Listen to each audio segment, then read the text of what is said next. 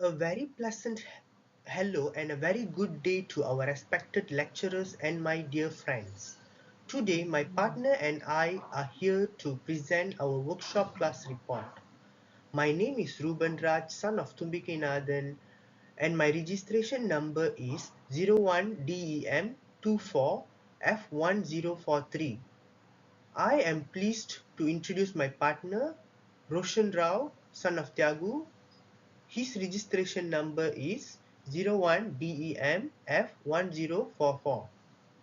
To begin, I would like to walk you through the pre-operational safety checks, an essential aspect of ensuring a safe and productive workshop environment.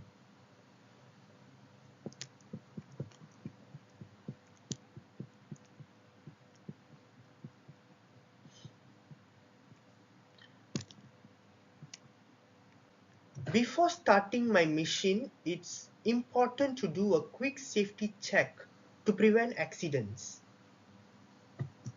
First and foremost, check the area around you to make sure there is nothing you could trip or slip on. Secondly, make sure you know how to turn the machine on and off and where the emergency button is, just in case something goes wrong. Thirdly, check that all safety guards are in place on the machine to protect you from moving parts. Moreover, ensure the workpiece is tightly secured in the machine's chuck so it doesn't move or come loose.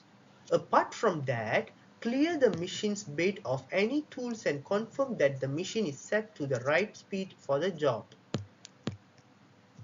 The sixth point of the pre-operational safety check is always remove the chuck key before turning on the machine to avoid it flying out.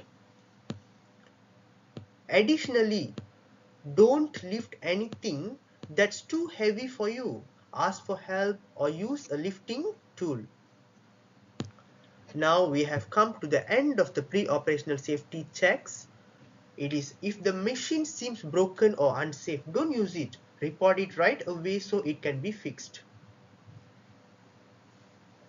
By doing these checks, you keep yourself and others safe while working with machines.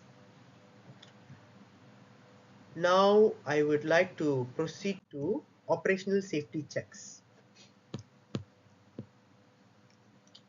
So while operating machinery, it's important to follow some basic safety rules to avoid accidents. Firstly, always turn off the machine if you are leaving it unattended. Never leave it running when you walk away. Secondly, switch off the machines completely before making any adjustments or taking measurements. This ensures it's safe to handle. Thirdly, never use your hands to stop or slow down the chuck or any other moving parts. Let the machine come to a stop on its own. Fourthly, don't let swath. Swath is meant by metal shavings build up on your workpiece or tool. Stop the machine and clear it away to keep the workspace safe. On the other hand, always remove the chuck key after using it to avoid any accidents when the machine is powered on again. Last operational safety check is avoid placing tools or parts on top of the machine. Keep them in their proper place to prevent them from falling or causing damage. A small summarization on operational safety checks. By following these simple checks, you can keep the machine running smoothly and safe while working. Let me proceed the slide to my friend Roshan Rao. Housekeeping and professional hazards. When finishing up with machinery, good housekeeping is essential. First, always turn off the machine and make sure all safety guards are properly closed. This helps prevent accidental startups or injuries. Then leave the machine in a secure, clean, and organized condition. A tidy workspace reduces the risk of accidents for the next person. Now let's talk about some potential hazards you should always be aware of. Objects like chucks, keys can be ejected if left in place, so always remove them. Injuries from cutting tools are common, so handle them carefully. Moving machine parts pose a risk, so stay clear of them during operations. Eye-related injuries can occur from flying debris, so always wear protective goggles. There's also the risk of getting caught in the machinery, especially if loose clothing or hair is involved. Finally, be cautious of sharp metal debris like shaft, which can cause cuts or injuries. By maintaining proper housekeeping and staying aware of these hazards, you can keep yourself and others safe. Now, my partner Ruben will continue this slide. Now I would like to continue with tools and equipments to be used. Firstly, lathe machine. A lathe machine is a manufacturing tool that rotates a workpiece around a fixed axis to perform operations like cutting, sanding, drilling, and shaping. It's commonly used to shape materials like metal, wood, or plastic into cylindrical or symmetrical objects such as shafts, pulleys, or even decorative items like table legs. Then we have lathe insert. A lathe insert is a replaceable cutting tool made from hard materials like carbide. It's used to shape materials quickly and efficiently, allowing for easy replacement without the need for sharpening. Next, we also have lathe insert holder. The lathe insert holder secures the insert in place. It can be adjusted using an Allen key, ensuring precise positioning of the cutting tool. We also use vernier caliper.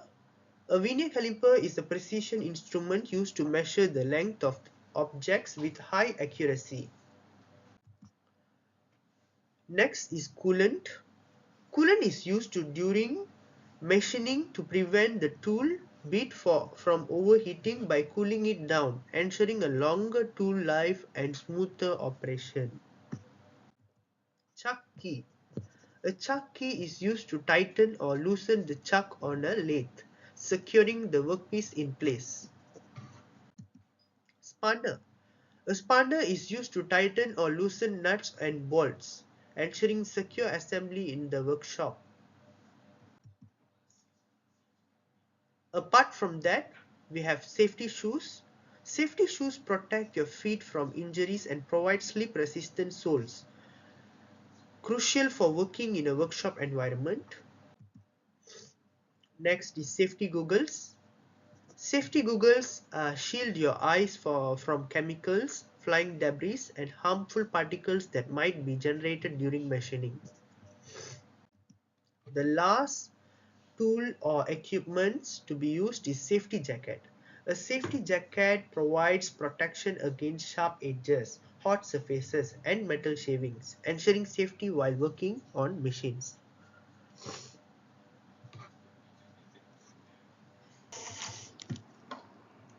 Working procedures. Let's go through the key steps in our machining process.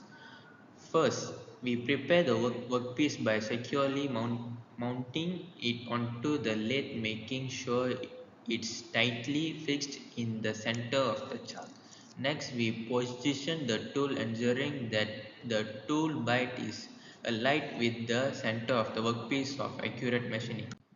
We start facing workpiece turning on the lathe in the counterclockwise direction with the low feed rate to remove material from the surface. Once facing is completed, we measure the workpiece confirming it's 100 millimeter long. Then we mark three sections: 65 millimeter, 15 millimeter, and 20 millimeter. Now, for diameter reduction, we machine each section to the correct size. The 65 millimeter section to 22 millimeter, the 15 millimeter section to 15 millimeter section, and the 20 millimeter section to 9 millimeters.